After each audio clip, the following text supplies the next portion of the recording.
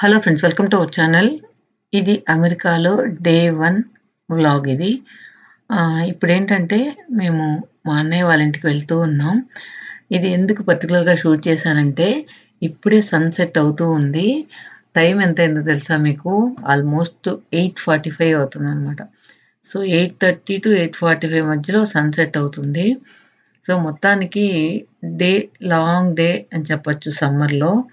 అదే విధంగా మార్నింగ్ అయితే మనకు 5:00కే బాగా తెల్లారిపోతుంది.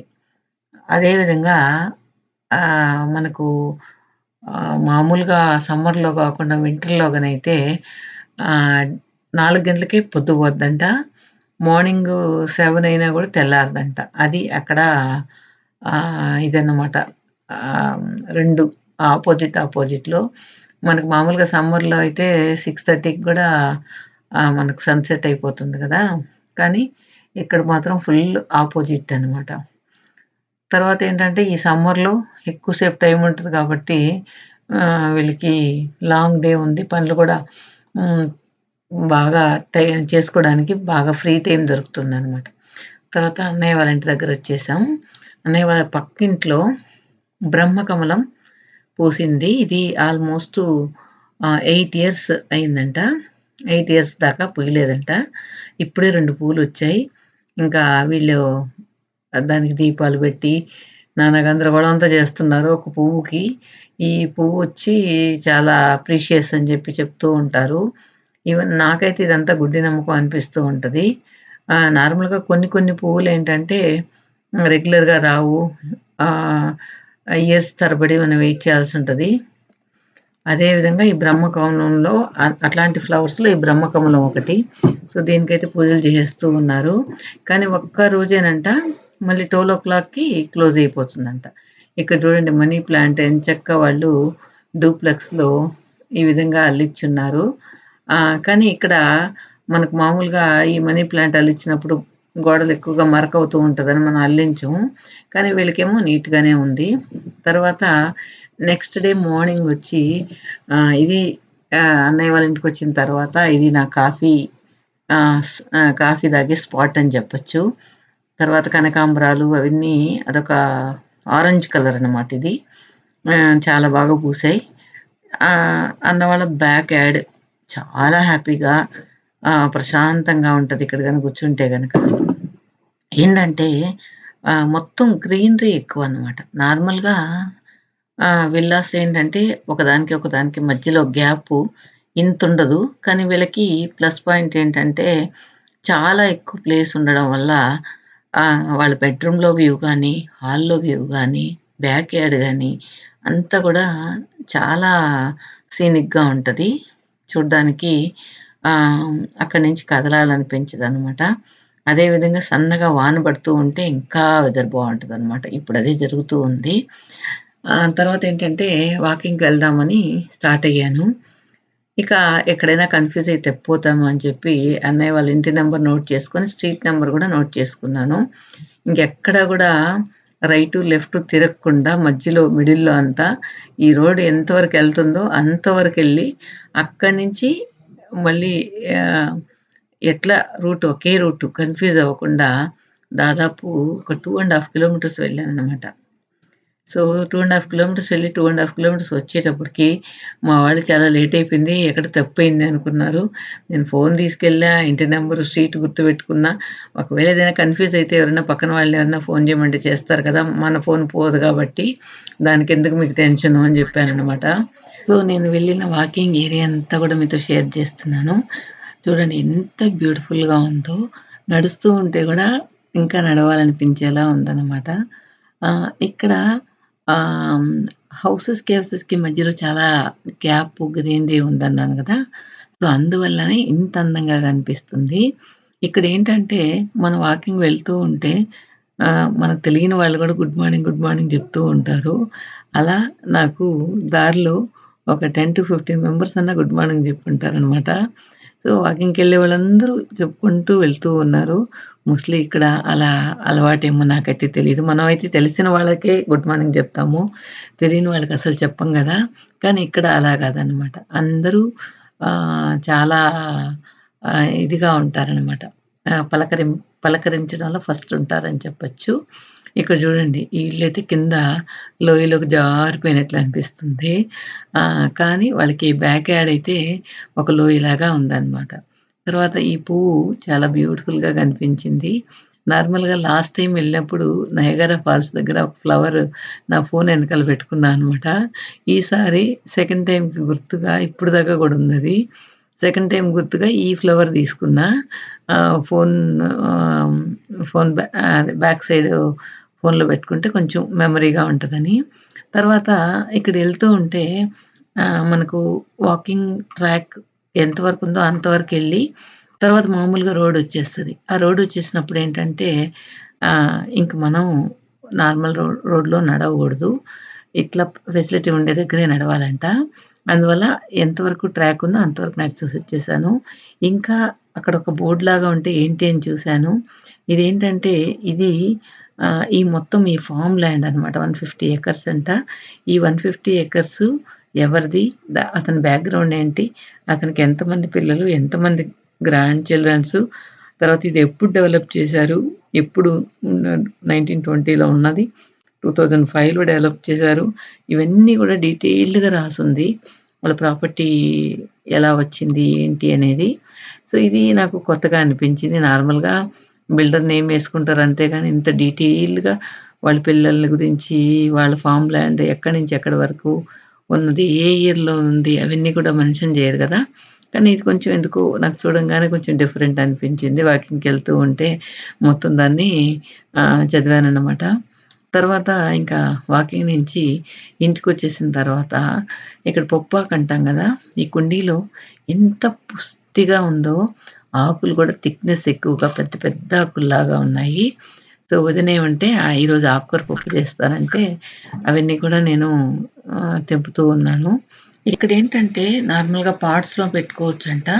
ముందర మాత్రం కొంచెం మనం పెద్ద పెద్ద మొక్కలు అంటే మామిడి చెట్టు గానీ, తర్వాత ఇది నిమ్మ చెట్టు గానీ, ఇలాంటి కొన్ని పెట్టుకుంటూ ఉంటారు కదా! అలా పెట్టడానికి అలౌ చేయరనమాట. అదే విధంగా బ్యాక్ యార్డ్‌లో గూడా చిన్న చిన్న పాట్స్ పెట్టేదానికి గూడా తీసేయమని చెప్పారంట. సో, ప్రతిసారి వచ్చి చెక్ జేస్తూ ఉంటారు. కొన్ని కొన్ని కమ్యూనిటీలో కొన్ని కొన్ని నియమాలు బెట్టుంటారు గాబట్టి, దాన్ని తప్పకుండా మనం ఫాలో అవ్వకైతే తప్పదు. లేకపోతే ఇక్కడ ఈ పర్టిక్యులర్ ఏరియాలో మామిడి చెట్లు గాని, నిమ్మ చెట్లు గాని బాగొస్తాయంట. కానీ వాళ్ళు అలౌ చేయరనమాట. తర్వాత ఇక్కడేంటంటే పాపం వీళ్ళకి ఫ్రెష్ వెజిటబుల్స్ ఆహ్, కొన్ని కొన్ని మాత్రం దొరుకుతాయి ఇండియన్ స్టోర్‌లో. అన్నీ గూడా దొరకవన్నమాట. కానీ ఏదైనా పర్టిక్యులర్‌గా పలానీ వెజిటబుల్ వచ్చినప్పుడు ఈసారి మార్కెట్‌లో చిక్కుడుగాయలొచ్చాయి. ఈసారి గోరు చిక్కుళ్ళొచ్చినాయని ఒకళ్ళకొకడు చెప్పి అదేదో పెద్ద అపురూపమైన వస్తువు దొరికినట్టు మాట్లాడుకుంటూ ఉంటారు. ఎందుకంటే ఇండియన్ స్టోర్‌లో గూడా అన్ని రకాల కూరగాయలు ఒకేసారి మనకు దొరకవన్నమాట. సో, ఎప్పుడు ఏ వెజిటబుల్ దొరుకుతుందో అది తెచ్చుకొని వండుకుంటారు. తర్వాత వదినేంటంటే ఈ పూలు కింద పడిపోతూ ఉన్నాయి. అవన్నీ కోసి మాలలాగా కట్టి ఇవ్వమనింది. అందువల్ల అవి గూడా కోస్తూ ఉన్నాను. ఈ లోపలేంటంటే బ్యాక్ యార్డ్‌లో ఆ గ్రాస్ కట్ చేసేవాళ్ళొచ్చారు. అదొకటే సౌండు. బుర్ర బుర్ర బుర్ర అంటే ఒకటే సౌండనమాట. సరే వాళ్ళు వాళ్ళ పాటికి వాళ్ళు పని జేస్తున్నారు. నేను ఇవన్నీ కోసి దేవుడికి మాలలాగా కట్టాను. అదే విధంగా వదిన కరివేపాకు చెట్టు కూడా ఏసుకొనుంది. తర్వాత తులసి చెట్లు ఇవన్నీ గూడా పెంచుకొనుందనమాట. ఇంకా నేను కింద అది షూట్ చేయడం మర్చిపోయాను. ఈ బ్యాక్ యార్డ్‌లో ఒక జస్ట్ కార్నర్‌లో పచ్చిమిర్చి, టమోటాలు, కీరకాయి, తర్వాత ఏంటబ్బా! వంకాయలు అవన్నీ గూడా వేసున్నారనమాట. మల్లెపూలయితే ఈరోజు 4 పూలు పూసాయి. పొద్దున్నే తీసేసాను. వాకింగ్‌కెళ్ళేటప్పుడు వాసన చూసుకుంటూ వెళ్లి తలలో పెట్టుకున్నాను. అవి గూడా చూపించుండేదాన్ని. అలా ఇంట్లోనే మిరపకాయలయితే పుష్టిగా కాసున్నాయి. నెక్స్ట్ ఏదైనా యాడ్ చేసేటప్పుడు వీడియోలో యాడ్ చేసి మీకు చూపిస్తాను. తర్వాతేంటంటే ఈ కనకాంబరాలయితే ఈ కలరయితే నేను చూడలేదు ఇంతవరకు. నార్మల్‌గా నేను చూసినవి డార్క్ రెడ్ కనకాంబరం కలరు. ఇవేంటంటే అలా యెల్లో గాదు, అలా రెడ్డు గాదు. ఒక గోల్డ్ స్పాట్ కలర్‌లో ఉన్నాయన్నమాట. ఇదొక కలరు. నార్మల్‌గా ఇప్పుడు అన్నీ గూడా ఏ కలర్ కావాలన్నా గూడా అంటుకట్టి ఉత్పత్తి చేస్తూ ఉన్నారు కాబట్టి కలర్స్ కూడా చేంజ్ అవుతూ ఉన్నాయి. ఈవెన్ రోజా మొక్కల్లో కూడా ఎన్నో కలర్స్ వచ్చాయన్నమాట. అప్పుడు చాలా పర్టిక్యులర్‌గా కొన్ని కలర్స్ మాత్రమే ఉండేవి. ఇప్పుడు చాలా కలర్స్ వచ్చేసాయి కదా! ఆ విధంగా అన్నమాట. తర్వాత ఇంట్లోనే పుదీనా కూడా పోసుకొనుందనమాట. పుదీనా చెట్టు కూడా ఉంది. అది కూడా ఫ్రెష్‌గా ఇది ఇందాక చెప్పాను కదా! ఆహ్, కరివేపాకు చెట్టని. తర్వాత కొన్ని ఫ్లవర్స్ కూడా బాగా వచ్చాయి. తులసి చెట్టు. సో, ఇంటి ముందు తులసి చెట్టు పెట్టుకొనున్నారు. తర్వాత ఇంక బ్రేక్‌ఫాస్ట్ చేసి జిమ్‌కి వెళ్ళాము. ఆ కమ్యూనిటీలోనే జిమ్ ఉంది. కానీ ఈ జిమ్ ఎంత పెద్దదిగా ఏం లేదు గానీ కొంచెం చిన్నదే. కానీ ఎందుకో అన్నీ కంజెస్టెడ్‌గా అనిపించాయి. కానీ ఎప్పుడైనా చేసుకోవాలన్నప్పుడు మన ఇంటి దగ్గరే ఈ జిమ్ ఉంది గాబట్టి నేను రోజు వెళ్తూ ఉంటా. దాన్ని కంటిన్యూటీ పోకుండా చేసుకోవడానికి వీలుంటది ఖాళీగా ఉండేటప్పుడు. అదే విధంగా స్విమ్మింగ్ పూల్ గూడా ఉంది. కానీ ప్రతి ఒక్క స్విమ్మింగ్ పూల్‌లో ఇలా పబ్లిక్‌కి సంబంధించిన స్విమ్మింగ్ పూల్ అయితే గార్డ్స్ తప్పకుండా ఉంటారనమాట. ఎవరైనా స్విమ్మింగ్ చేసేటప్పుడు ఆహ్, వాళ్ళకి సేఫ్టీ కోసం వాళ్ళు బాగా అబ్జర్వ్ చేస్తూ ఉంటారంట. అదొక్కటి ప్లస్ పాయింట్ అనిపించింది. ఇంకా ఏంటంటే, ఈ ఇక్కడ ఏరియా అంతా గూడా చాలా కామ్‌గా ఉంటది. ఎక్కడ గూడా మనకు ట్రాఫిక్ అనేది ఉండదు కాబట్టి, మనం చాలా ఏరియాలకి వెళ్ళాలంటే ఫ్రీగా ఎళ్ళొచ్చు. ఇక మా పూజి అయితే లెఫ్ట్ హ్యాండ్ డ్రైవింగ్ ట్రై చేస్తూ ఉంది. అటు ఇటు తిప్పుతూ ఉంది.